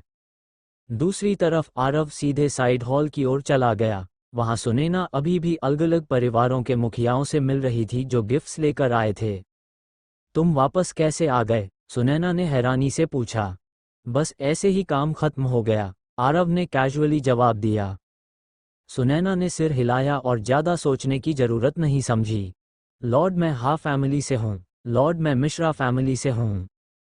हर कोई आरव को देखकर उत्साहित था और उससे बात करने की कोशिश कर रहा था। ठीक है, आरव मुस्कुराया और सबके गिफ्ट्स लेने लगा। लेकिन भीड़ बहुत ज़्यादा थी। सब लोग गिफ्ट्स यहीं रख दो और अपने फैमिली का नाम स्टोरेज बैग में लिख दो, मैं याद रखूंगा, आरव ने कहा। सब लोग मान गए और जल्दी जल्दी अपना नाम लिखकर गिफ्ट्स छोड़कर चले गए। आरव ने सारे स्टोरेज बैग्स रखे और सुनैना का हाथ पकड़कर अंदर चला गया। अब वह अपनी पत्नी के साथ समय बिताना चाहता था। कुछ दिन शांति से बीते। दिन में वह गॉडफॉल टेक्निक की प्रैक्टिस करता और रात में सुनैना के साथ समय बिताता। अब वो इस टेक्निक की एसेंस समझ चुका था। एक मुक्का ही आसमान और धरती हिला सकता था। गॉडफॉल में असली ताकत मोमेंटम में है, डोमिनेंस में है और उस विश्वास में कि मैं अजेय हूँ, आरव ने सोचा। उसने तय किया कि कुछ दिन और हेवनली गॉड पैलेस में रहेगा।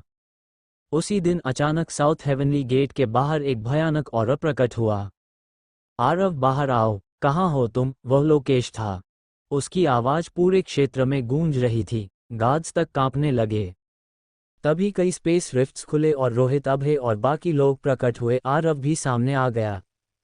आरव, लोकेश खुशी से उसकी तरफ दौड़ा। रुको, आरव ने उसे दूर धकेल दिया। कैसे हो? लोकेश ने पूछा। ठीक हूँ, आरव ने शांत स्वर में कहा। लोकेश उसकी तरफ ध्यान से देखने लगा जैसे कुछ ढूंढ रहा हो।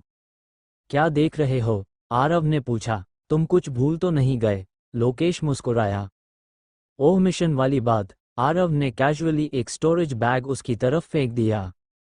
लोकेश ने बैग खोला और तुरंत उसका चेहरा उतर गया।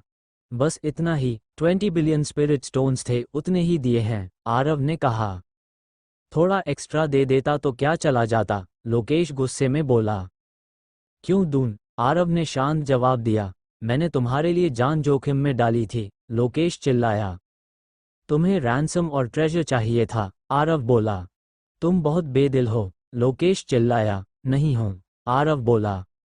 रोहित और बाकी लोग ये सब देखकर हैरान थे। दो सबसे ताकतवर लोग बच्चों की तरह झगड़ रहे थे।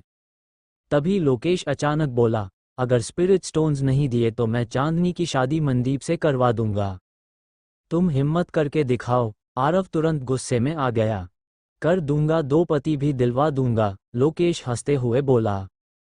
लोकेश, तुम मरना चाहते हो? आरव गरज उठा। आ जाओ, मैं भी देखना चाहता हूं तुम कितने मजबूत हो, लोकेश ने चुनौती दी। बूम बूम की गूंज के साथ आरव ने तुरंत हमला कर दिया। उसके पीछे फीनिक्स धर्म इमेज प्रकट हुआ और हेवनली पनिशमेंट और अर्थली अनाइलेशन हाथ में लेकर वह सीधे लोकेश पर टूट पड़ा। दरअसल वह खुद भी जानना चाहता था कि उसकी वर्तमान सीमा क्या है। अरे लड़के, तुम तो सच में सीरियस हो? लोकेश पहले टकराव में थोड़ा पीछे हट गया। फिर उसके पीछे असुरा धर्म इमेज उभरा और उसने असुरा फींड ब्लेड उठाकर आरव पर वार किया। आरव हंस पड़ा। बिल्कुल सीरियस हूं, और उसने हेवनली पनिशमेंट स्वॉर्ड से काले प्रकाश की धार निकालकर उस वार का सामना किया।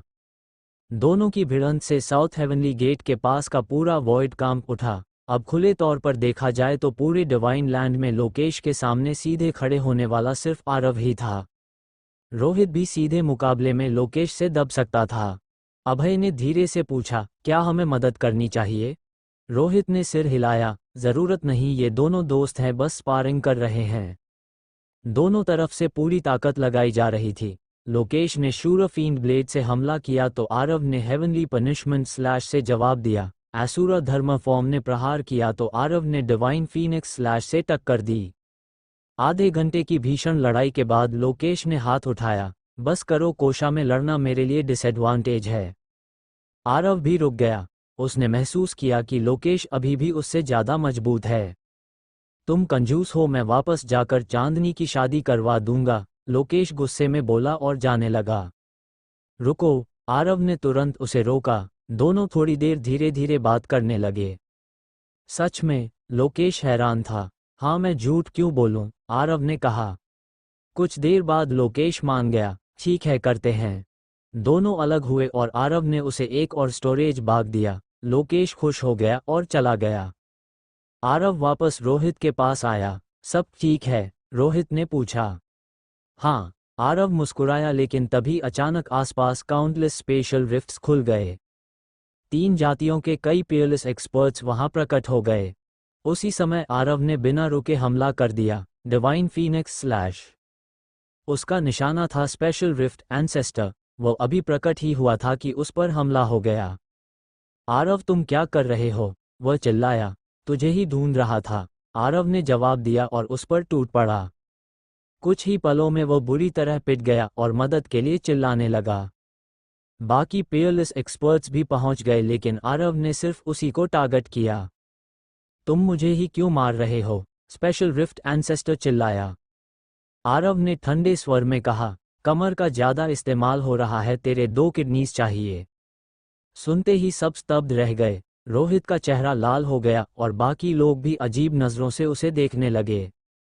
आरव लगातार उस बूढ़े कुत्ते को पीटता रहा। धीरे धीरे और भी डेमन रेस के एक्सपर्ट्स आ गए और उन्होंने आरव को रोक लिया। आरव पीछे हट गया लेकिन उसका चेहरा बिल्कुल शांत था। मुझे रोकने से पहले सोचा है नतीजा क्या होगा, उसने ठंडे स्वर में कहा। सब चुप हो गए। उन्हें याद आया कि यह कोई साधारण इंसान नहीं बल्कि वही खतरनाक आरव है। तभी शशांक आगे आया और बोला, आरव मेरी इज्जत रखो, यहीं खत्म करते हैं। अब माहौल पूरी तरह तनावपूर्ण हो चुका था। ही ओल्ड फोनिक्स, तुम अपने आप को क्या समझते हो? आरव ने तिरस्कार से कहा। उसके आसपास कोई बैरियर नहीं था इसलिए वह बिल्कुल भी नहीं डरा। अगर लड़ नहीं पाया तो सीधे टेंपल में छिप सकता था। इन लोगों का वह क्या बिगाड़ लेते, यही उसके आत्मविश्वास का कारण था। शशांक गुस्से से कांप उठा। तुम एक जूनियर मानव ने उसकी हैसियत को चुनौती दे दी थी। आरव ने ठंडे स्वर में कहा, तुम लगा रखे हो? चुप रहो वरना अगला नंबर तुम्हारा होगा। ये सुनते ही आसपास के डेमन रेस के एक्सपर्ट्स भड़क उठे। कोई बोला, कितना घमंडी है, इसे मारो। तो कोई बोला, सभी मिलकर हमला करो। स्पेशल रिफ्ट एंसेस्टर और ग्रे फ्लड क्रोकोडाइल एंसेस्टर ने मौका देखकर भीड़ को भड़काया और आरव पर हमला करने के लिए उकसाया। तभी रोहित आगे बढ़ा और गहरी आवाज में बोला, मेरे मानव क्षेत्र में खड़े होकर मेरे प्रतिभाशाली को छूने की सोच रहे हो? क्या मरना चाहते हो? अभय और बाकी लोग भी तुरंत आगे आ गए। वहीं दूसरी ओर पीकॉक एंसेस्टर, डेमन लॉर्ड और डेमन एम्परर भी आरव के पास आ खड़े हुए। दोनों पक्ष बराबरी पर थे। अगर लड़ाई होती तो हालात बेकाबू हो जाते। तभी डेमन रेस का एक और शक्तिशाली एक्सपर्ट बोला, बस करो। आरव के मन में गुस्सा होना स्वाभाविक है। लोकेश यहाँ नहीं है, चलो वापस चलते हैं। स्पेशल रिफ्ट एंसेस्टर अभी भी संतुष्ट नहीं था और बोला, बेयर एंसेस्टर ये। जोंगजू ने शांत लेकिन बेहद खतरनाक स्वर में कहा, क्या तुम मुझसे बहस करना चाहते हो? उसकी ऑरर इतनी भयानक थी कि स्पेशल रिफ्ट एंसेस्टर तुरंत झुक गया और बोला, नहीं, मैं ऐसा नहीं करूंगा। जोंगजू ने आरव की तरफ देखा और कहा, युवा मित्र, स्थिति को समझो। कोशा की शांति ज्यादा समय तक नहीं रहेगी। उसने बात अधूरी छोड़ी लेकिन आरव समझ गया कि वह क्या कहना चाहता है।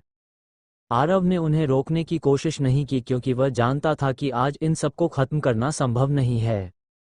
एक के बाद एक स्पेशल रिफ्ट्स खुले और सभी डेमन रेस के शक्तिशाली एक्सपर्ट चले गए। जाते समय स्पेशल रिफ्ट एंसेस्टर और बाकी सबने आरव को जहर भरी नजरों से देखा। इसके बाद demon emperor, demon lord, peacock ancestor और आरव भी लौट गए। गोल्डन विंज्ड रॉक एंसेस्टर और डेमन किंग इस बार नहीं आए थे। रोहित ने कहा, चलो हम भी चलते हैं। आरव ने कोई आपत्ति नहीं की क्योंकि उसका स्पिरिचुअल एनर्जी भी काफी खर्च हो चुका था। वापस जाते समय आरव ने पूछा, वो जोंगजू कौन है? रोहित ने बताया, बेयर एंसेस्टर। उसके पास एंशंट वो बेयर का ब्लड लाइन है। वह डेमन रेस के सबसे पुराने अस्तित्वों में से एक है। फोनिक्स एंसेस्टर की तरह वह भी आमतौर पर छिपा रहता है। इन एंशंट डीमंस का बाहर आना सिर्फ लोकेश को मारने के लिए था। इससे साफ है कि लोकेश ने उन्हें बहुत ज्यादा नाराज किया है। हेवनली गॉड पैलेस में 3 दिन आराम करने के बाद आरव पूरी तरह रिकवर हो गया और फिर उसने सुनैना से विदा ली। सुनैना की आंखों में आंसू आ गए। उसने पूछा, तुम कब लौटोगे? आरव मुस्कुराया, ज्यादा समय नहीं लगेगा, मैं जल्दी वापस आऊंगा। इसके बाद वह साउथ हेवनली गेट पहुंचा, प्रताप से विदा ली और वहां से निकल गया। अब सुनैना सुरक्षित थी। रोहित ने सुरक्षा और मजबूत कर दी थी और हेवनली गॉड पैलेस में अब कोई अंदरूनी खतरा भी नहीं था। आरव सबसे पहले टेंपल पहुंचा क्योंकि उसे अपनी बेटी की बहुत याद आ रही थी। तन्वी ने उसे देखते ही खुशी से पुकारा, पिता। आरव ने उसे गोद में उठा लिया और प्यार से भर दिया जिससे तन्वी हंसने लगी। समृद्धि ने राहत की सांस ली। उसे हमेशा आरव की चिंता रहती थी।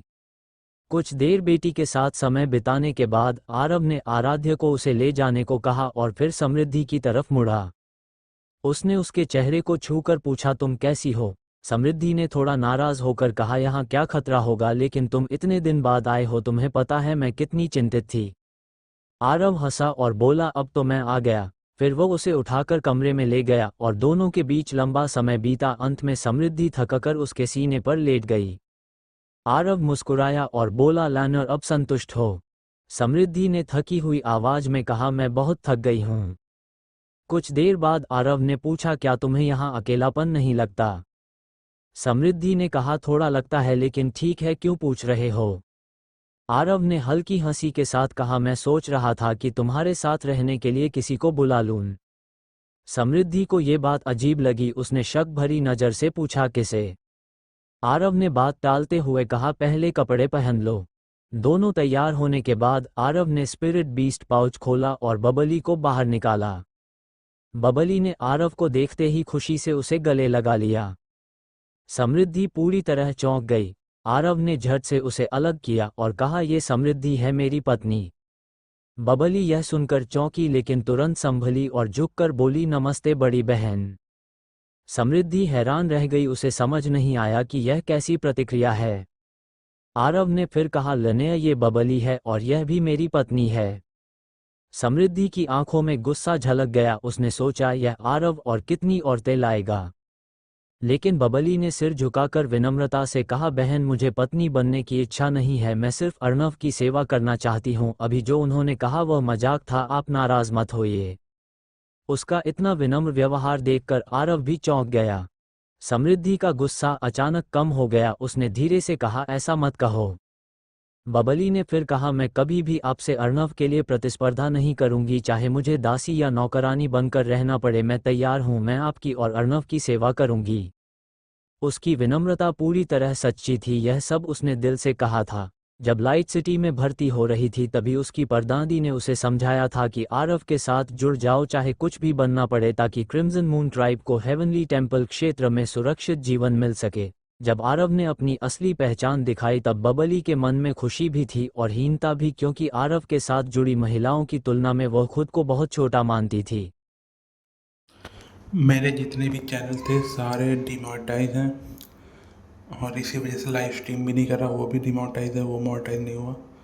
तो अब ऐसे ही एपिसोड इसी पे डालूंगा, रेगुलर एपिसोड या फिर अल्टरनेट एपिसोड्स मैं प्रोवाइड करता रहूँगा। एक नया एपिसोड डेली दूंगा। बाकी के सीरीज़ के एपिसोड दूंगा। टेलीग्राम ज्वाइन कर लो, वहाँ पर भी एपिसोड्स कभी कभार दे दूँगा करूँगा।